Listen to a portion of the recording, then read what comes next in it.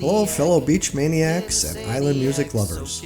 Welcome to the Beach Maniac Island Music Podcast, where we dive into the stories behind the music. I'm your host, the Beach Maniac himself, Bill Hurley. In this episode, we speak with one of today's most successful young trop rock artists, Monallo. Thanks so much, Monallo, for being a guest on the Beach Maniac Island Music Podcast. Absolutely. Thank you so much for having me, Bill. I My, appreciate it. my pleasure. I want to talk about you and how you started and your journey into trop rock music. But first, I want to jump right in and ask about your latest release, Moonlight, which is Sure. getting a lot of playtime on trop rock stations and getting some social media buzz as well. For those who maybe haven't heard this song, give us a visual of what the song is about. Sure thing, man. Yes, we're really excited about this song. It's called Moonlight. It's got one of my musical heroes, G Love, on it. But to kind of paint the picture, I wrote this song with we just got the daily grind going on lately, and it seems, it's so hard to get ahead, and it's all about taking that step back and realizing that sometimes everything you need is right in front of you. And I always had such great memories of going down to the beach with my friends when I was younger and having a little bonfire and just hanging out at nighttime around the fire with a couple friends, listening to music and having a great time. And sometimes we just got to take a step back and get back to basics and just take a breather because everything's getting crazy out there. So that's kind of where the song was born in. And I went to high school up in Erie, Pennsylvania, a little town called Northeast, right outside of Erie. So those images of those Lake Erie beach fires were always kind of really good memories to have that I called upon for this song. So it was nice. It's brought back some good memories, and hopefully it's just a great summertime hang out with your friends song. That's what it was kind of born into. So that was kind of the inspiration for this song. You wrote it yourself, Yep, yeah, is I that wrote right? that song. Wrote it myself. The only part, G Love surprised us with adding a verse of his own to it. So that was really cool. So he wrote that verse, but the rest of the song was written by me. So tell me how that comes about. You write a song or most of it, and then where does G Love fit in all of a sudden? Do you think of him and give him a call or run into him somewhere? How does he get involved in it? Yeah, so I was in the studio. I work with Alan Jacks Bowers a lot from Mudcut Studios, Mudcut South. He plays drums in Monallo, and he is just a good dude, an amazing producer, an amazing artist, and so we were working together on this song, and it was just gonna be me and him. This was back in like December, and we just want to put out a couple new tunes this year that had him more firmly established in Manalo. Because he played on most of the last album songs, but this was like collaboration, and I wanted everything to be kind of recorded at his studio, and so we had almost finished the song. We're like, all right, what do we want to do with this lead part? Do we want to get a guitar player? Do I want to play lead guitar, organ, whatever we wanted to get? And I was like, man, I could really hear some like harmonica in here. I was like, one of my favorites is G Love, and I had met him before um, a couple times after his shows down here in Fort Myers, and I had kind of opened the door and said, hey, I'm a musician as well. We have a couple mutual friends. Um, Maybe sometime we could work on something. And he's polite and he said, yeah, just let me know whenever you got something. That was a couple years ago. So I told Jax, I was like, I got a Hail Mary of an idea, and the worst that can happen is he says no and get out of here. And so we sent him and his team the song, and we asked if he could do harmonica, and he said yeah. And then when that was all we were expecting was him to just play harmonica throughout the track and do a big harmonica solo for us. And then when he sent the files back, he sent me a little text and he said, hey, just heads up, I dug the song so much that I wrote a verse and threw it in there too. He said you could use it wherever you want.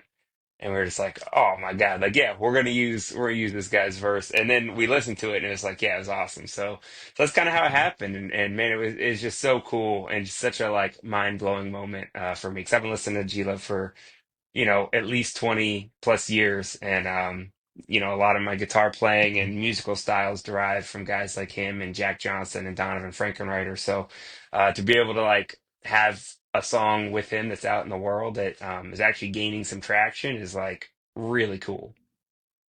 All right. So does he then come down to Mudcut South Studios, or do you do this all remotely? How is it all put together? So his part was done remotely. His tour schedule, that man is on the road a lot. So his tour schedule didn't allow uh, anything to come down to Florida, but he has a quick setup up in Boston, like near where he lives. So when he was home for a couple days, he happened to just be able to go into his studio and they cut his parts and send it back down to us here at Mudcut. And Oh, so we patched it right in, but.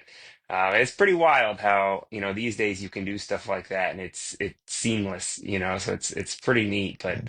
yeah. All right. And what is it about Moonlight that makes it a trop rock song? For me, trop rock is all about, I don't consider myself like full-blooded trop rock. I think I'm very inspired by it, and I think a lot of my imagery is the same that is shared with trop rock. And so I'm very fortunate to be considered a trop rock artist and be in the trop rock family because I love playing my songs for people that want to hear them. So this song, it kind of deviates from the standard trop rock like kind of formula or instrumentation. But for me, it's all about the visuals and the message. It's all about that escapism and having a good time with your friends. And this happens to be along the shore even. And it's just having a good time with the people around you, listening to good music. And so that's what I think brings this particular song into the trop rock genre.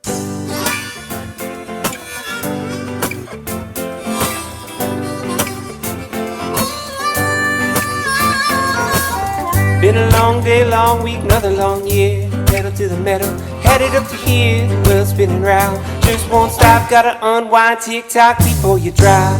We gon' have us a good time tonight. Shots of tequila, shakes with the lime. You got the stove, I got the light. Turn it up now, here we go, alright. I can't see into the future, but I'll tell you what I see right now. We got everything that we need here, and that's what life is about. Good music, good friends, and a good vibe, yeah. We just take it day by day, yeah. We'll party in the moonlight.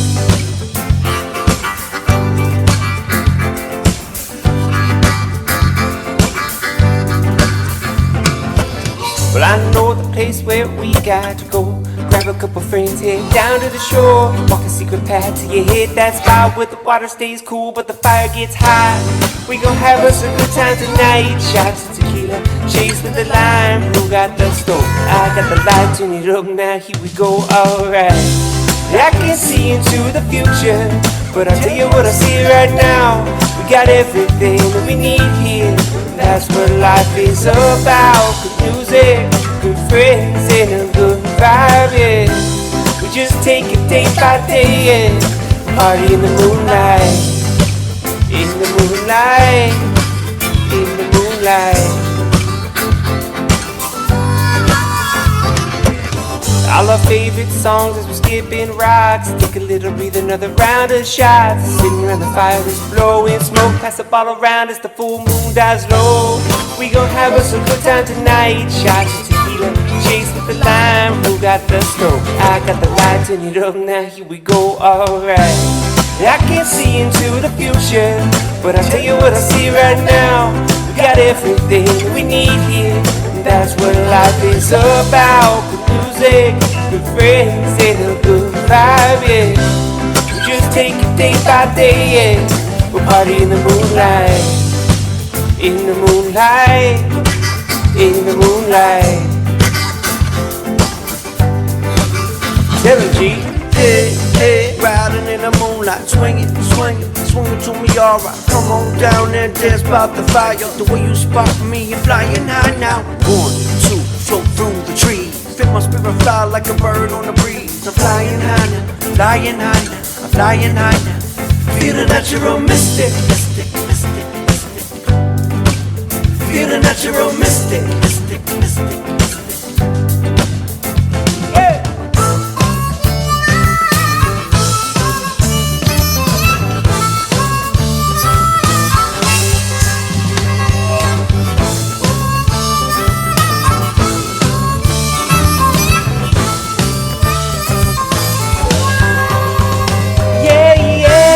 See into the future, tell you what I see right now. We got everything we need here. That's what life is about. Good music, good friends, and a good vibe, yeah. We just take it day by day, yeah. We're party in the moonlight. I can't see into the future. Can't tell you what I see right now. We got everything we need here. That's what life is about. Good music, good friends, and a good vibe, yeah. We just take it day by day, yeah. Party in the moonlight, in the moonlight, in the moonlight.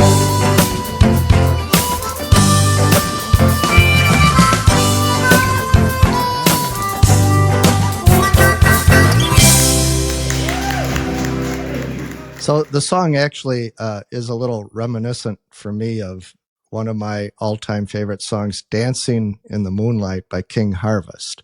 Do Oh you know yeah, that song? yeah, That's an I do old know old that song. song from the 1970s, and it Yeah, has kind of the same imagery of, a full moon up there. You're out on the beach or wherever, and you're just dancing and enjoying it. yeah, exactly. Yeah, the same kind of imagery right there, and that's what we were trying to bring to the table. So I'm glad you drew those parallels. That's cool. So, tell me a little bit more about yourself. You're from Erie, Pennsylvania.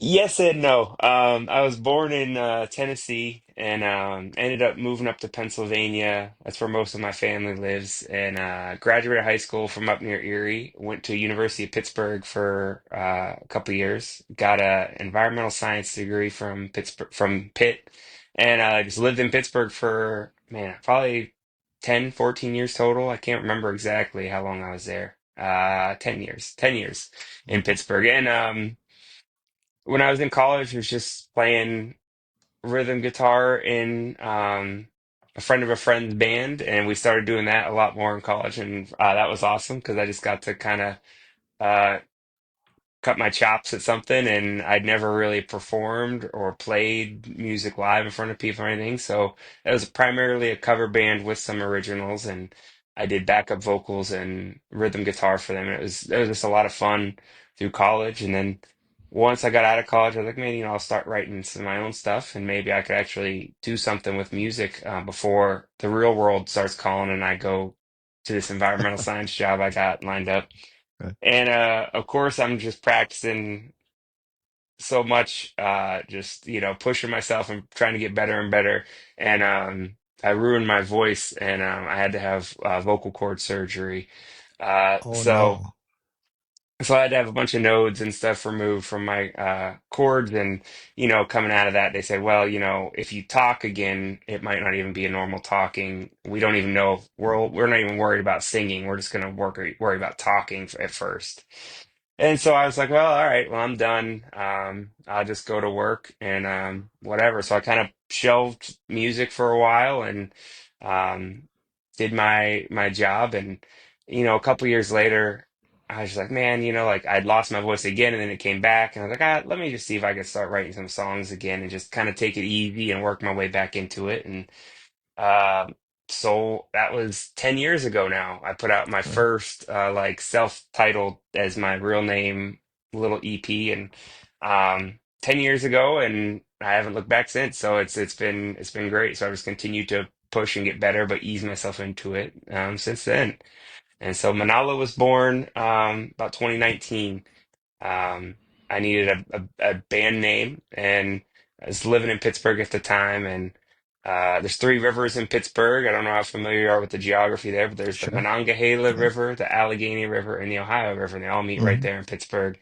And so I kind of scrambled the letters up from those rivers, and I liked the sound of that Monallo, and so that's what the band name is. And so some of the original Monallo people call it Monallo still because the Allegheny. Those Right. Pittsburghers hit that sharp AL, but so there's a little Yeah. debate on how it's pronounced. But over the years, it's kind of got rounded off to kind of rhyme with Mahalo. So yeah, then here we are. A couple years ago, got into Trop Rock, and it's been off to the races since. It's been great.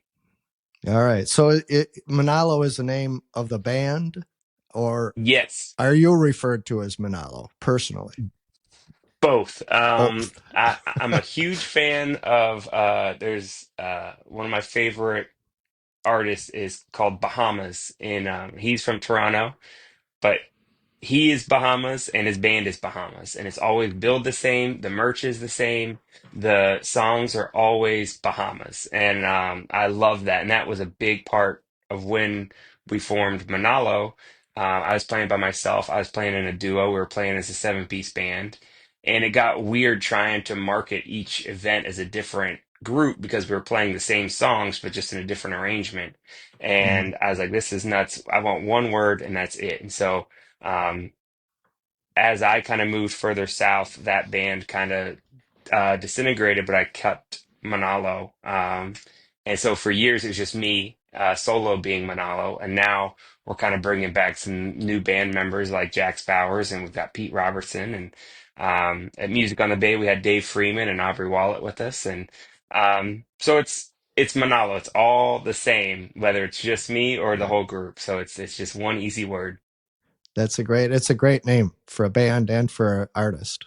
It Yeah, works thank well. you. Thank you. It's been So working out for so us. great. And where are you living now? And what else can you share about your personal life? I live now in Cape Coral, Florida, so a couple hours south of Tampa.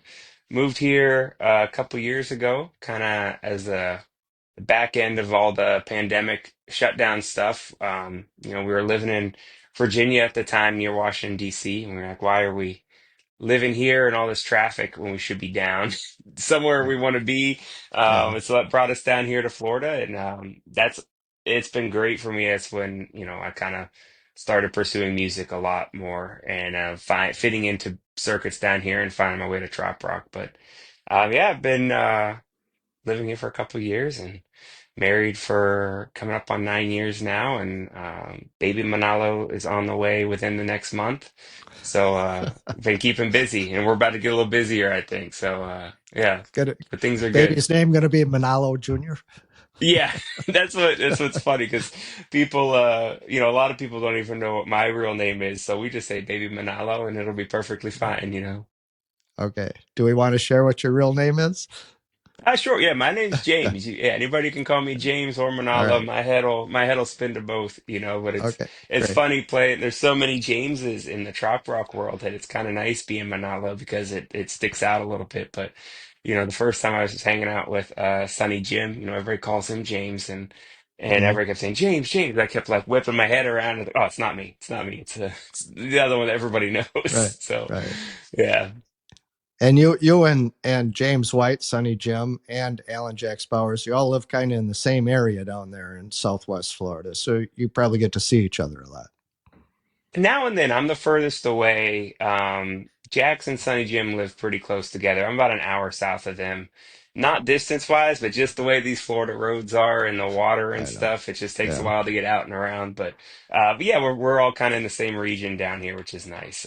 Yeah, got it. It's nice to be able to go up to hang out with Jax and go to the studio, um, kind of whenever the schedule allows. And then yeah, there's so many great musicians that live down here year round. It's kind of cool to you can always kind of catch somebody somewhere, which is Right. nice. Right.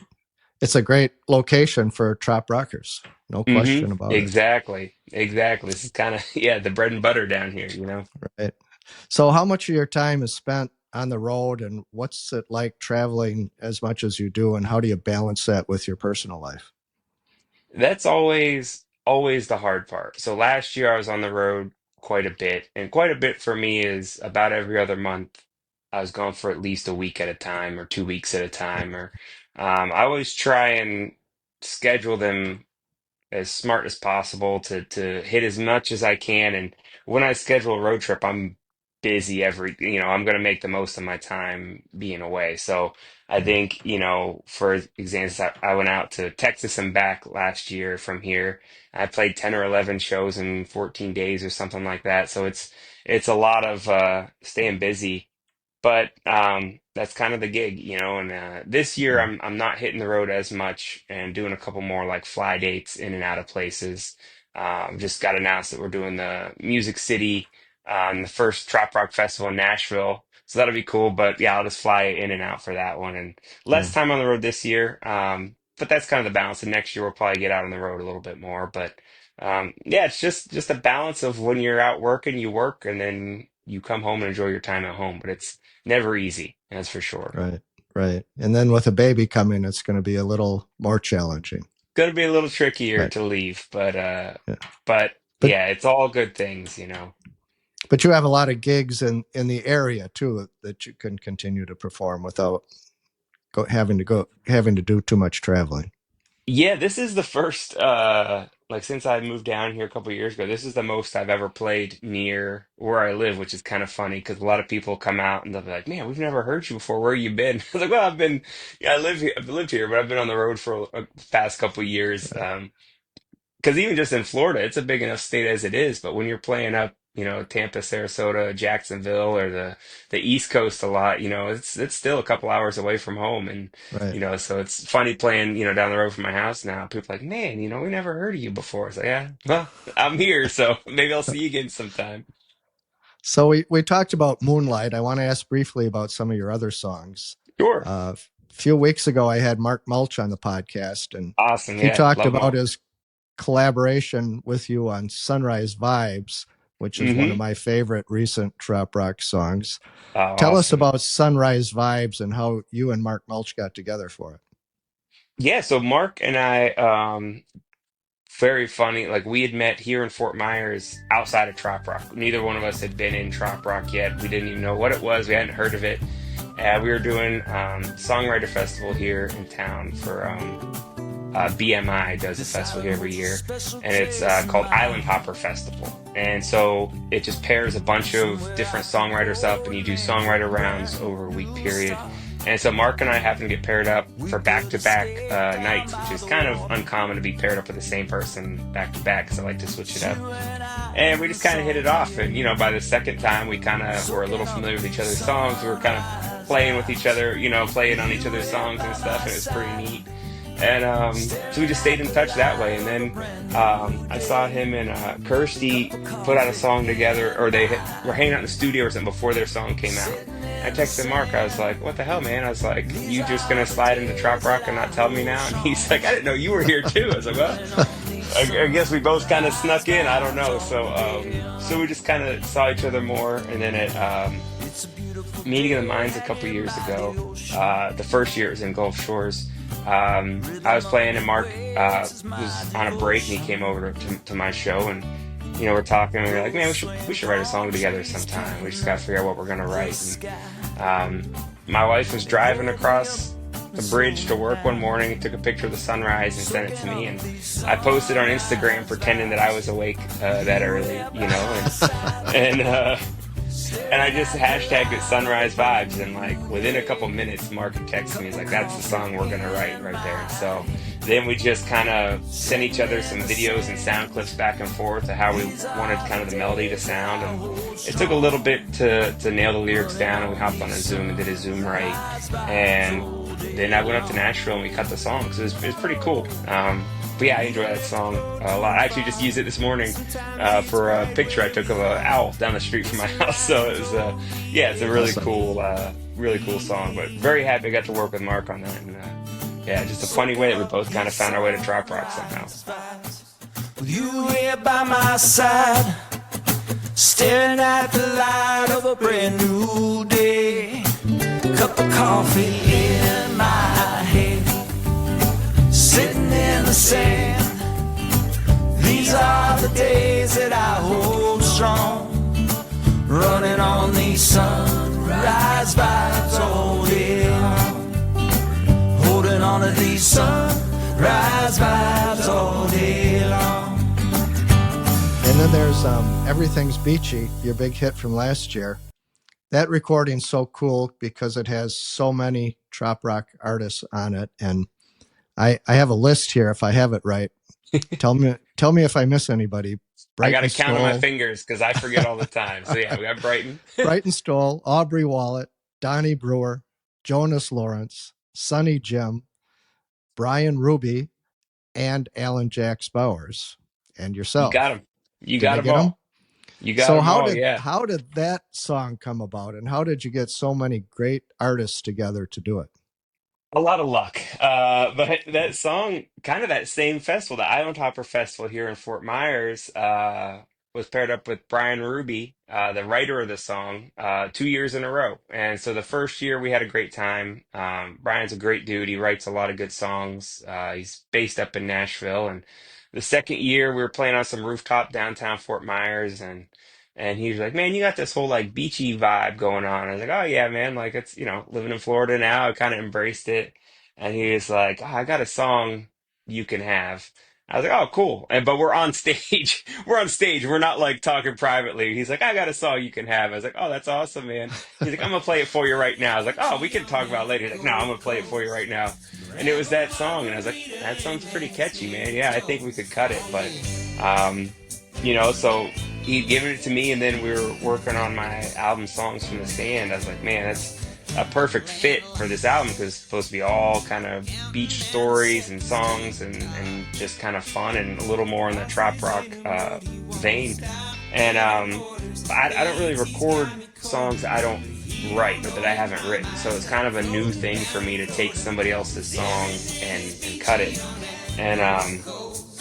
And so I was like, we're just gonna have fun with it. And the seven other people that you listed are people that I had met, over the past year of, my first year in trop rock, and I'd either shared the stage with them at some point, or played music with them, or joined them here or there. So I kind of knew them and they had either seen me play or I had played with them. So we kind of knew, that we were serious about everything, and there was a lot of mutual respect. I hoped, and then I just fired off a bunch of text messages. I was like, "Hey, I'm doing the song. I'm trying to make a big thing. If you got a couple minutes, I just need you to record this, record that, record that." And probably one of the wildest things about that song that not many people realize is not there were no two people that were in the same room for that song. Everybody recorded that wherever they were. About that. Yeah. Yeah, so that song was recorded in 7 different rooms for 8 Wow. people, and I mixed that one here myself, and that was honestly fun for me. I really enjoy the engineering side of music as well, and the mixing side. I'm learning as I go, but that was pretty cool that everybody, did such a great job on their own that we could make it sound cohesive. Like we were all in the room together recording it. But it was a really fun song. It was a great way to take something that I wouldn't normally do, like record somebody else's song, but just have fun with it. And people seemed to really dig it. And it was a great summer song for last year, and even this year too. I don't know. Go to the beach. Right. It's a good beach song. So grab some rum and something and let's make a toast to the sun and the sand. Shades in our hand and knowing we're getting down with that tiki bar band. Everything is beachy on that Gold Coast. Grab a margarita and let's make a toast to the sun and the breeze, coconut trees, and like Miley said, there ain't no worries, man. Everything is beachy on that Gold Coast, so let's go. Hey, Monallo, What up, man? Oh, let's go. toss a couple more cans in that cooler, baby. Oh, you know I got it. Let's go. All right, everybody, let's get at it. Everybody, let's go. Let's get down to the Gulf, man. Oh, let's go. So you have some sort of a studio at your home where you can do some production? Yes, some sort of studio is a good way to put it. It's I've done a lot of home recording over the years, and it's gotten a little bit more sophisticated as we've gone, but it's really just a simple setup. You just kind of have to know your limitations of the room that you're working in, and roll with it. But yeah, that's where I'm sitting right now. Actually, it's kind of my office slash half a studio, so it works. It works all right, That's but that's yeah. great. So one more song that I want to ask you about is, and I know it's one you like to perform, He's Gone Coastal. Oh yeah. So what is that song about and how did it come into being?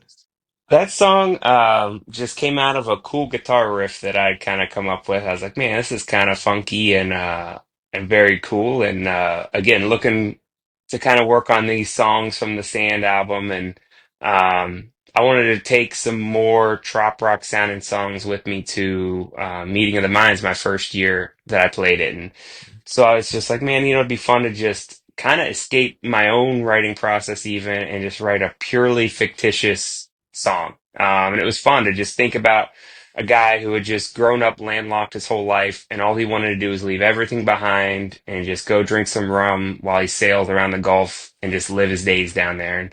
And I was like, I'm just gonna have some Perfect fun trop with it. rock song, right? Exactly, exactly. So yeah, so I just kind of took that and ran with it, and changed some things around over the course of the couple months it took me to record it, and I remember playing that one down in Alabama, and Eric from Radio Trop Rock came up, and he was like, "That's one of the best songs you've ever written so far." And I was like, "Oh, thank you." And so I just went basically as soon as he told me that, I went home and recorded it within like 2 weeks. I was like, I'm gonna start getting this one out there then, and that was fun. That's one of the only songs that Jax is not on from that album because it was just I did it myself before I knew there was going to be a full album behind it. So that was just a really fun single that kind of just started out with that funky little guitar riff, and I just thought it was really kind of groovy and ran with it. Riviera along the water in Southwest Florida. We get a little coastal from time to time. This song's called He's Gone Coastal.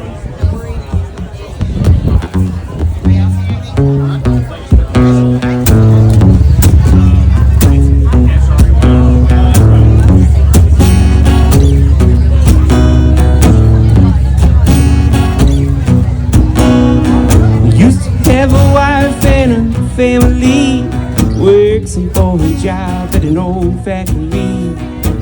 He lived his life surrounded by land, all his dreams. He buried his troubles deep in his sand. So one night he left it all behind. He hopped in his car and he went for a drive.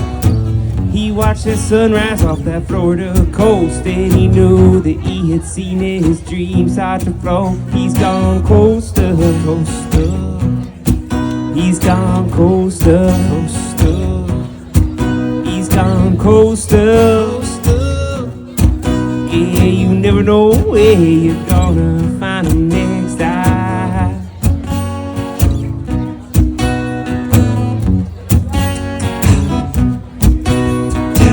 Made his way down to the Florida Keys. He was slinging rum in a little bar right off of Duval Street. Too many tourists, so he had to go. So he sold that minivan and he bought himself a boat. He sailed it up to Tampa Bay, and beach bars in the summertime. He got on his way. He set out to sail the Gulf. He don't need no compass, he'll just follow the coast. He's gone coastal, coastal. He's gone coastal, coastal. He's gone coastal, coastal. Yeah, you never know where you're gonna find him next time.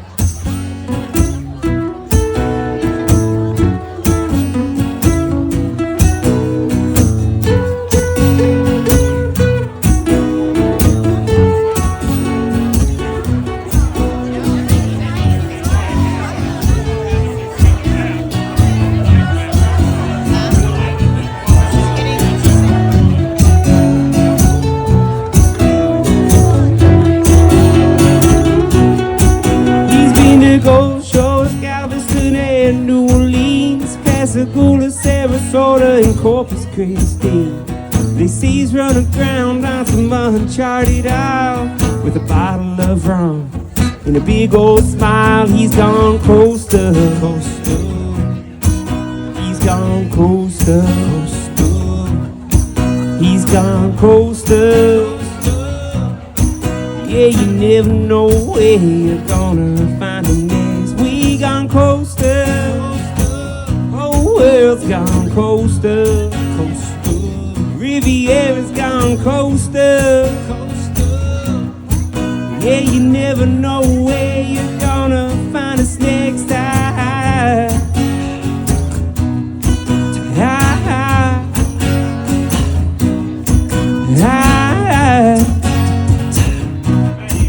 And you never know where you're gonna find us next time.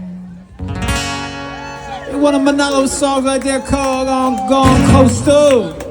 Thank you.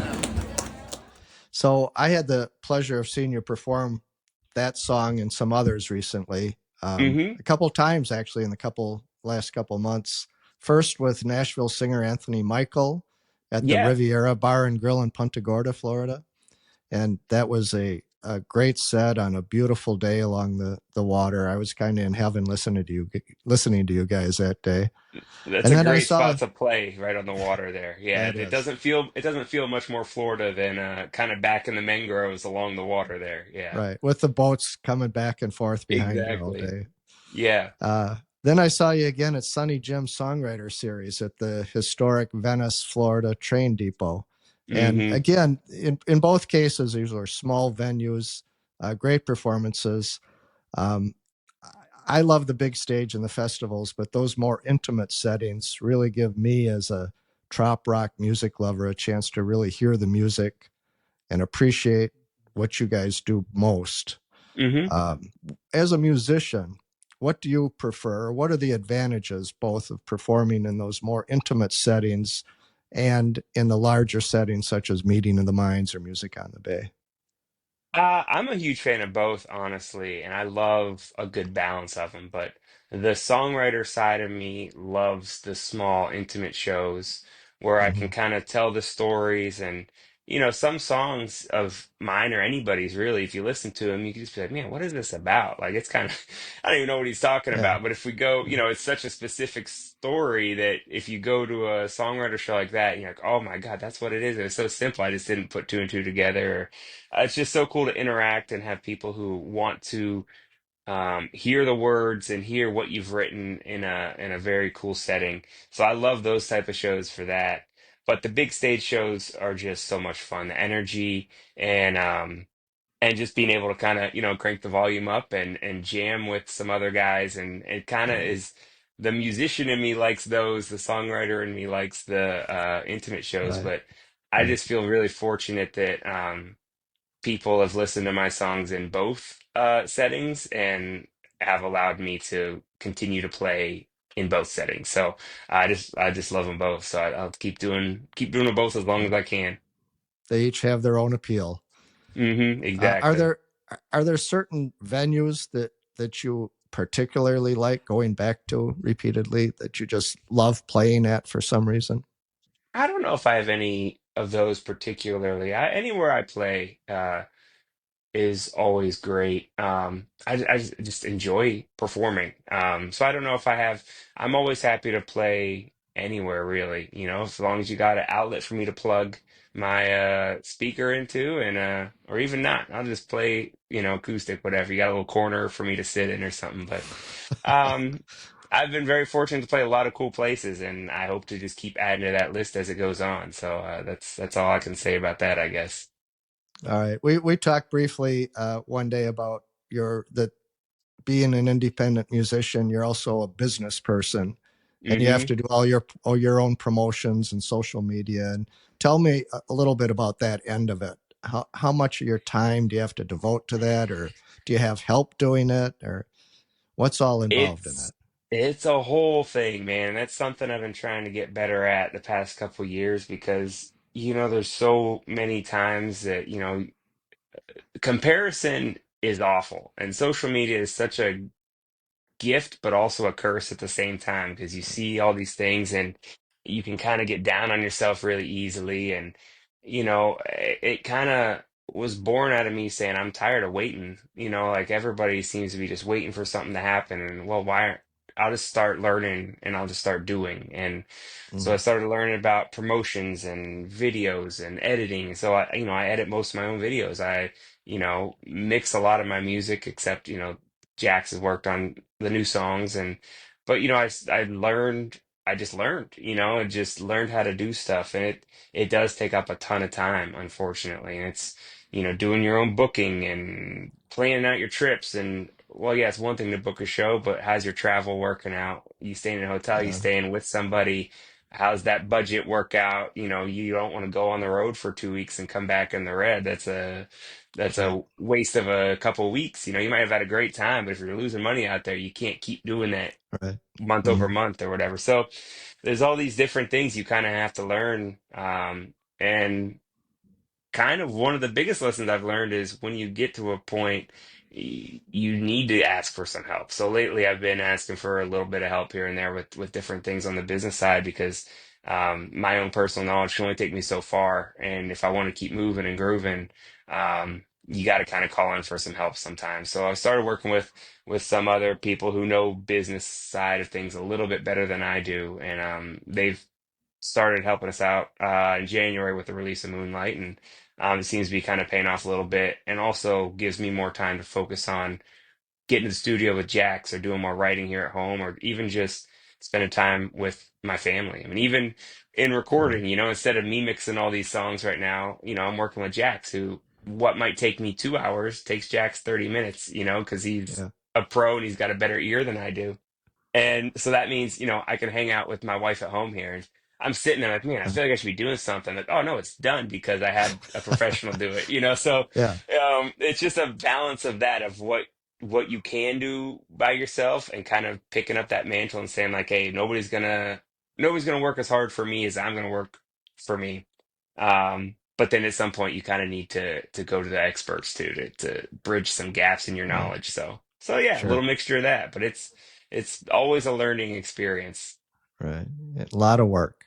So A lot of how work. can fans best support independent artists such as you? Is it downloading, streaming, attending festivals? Uh, what can they do to show their support? Streaming is notoriously bad.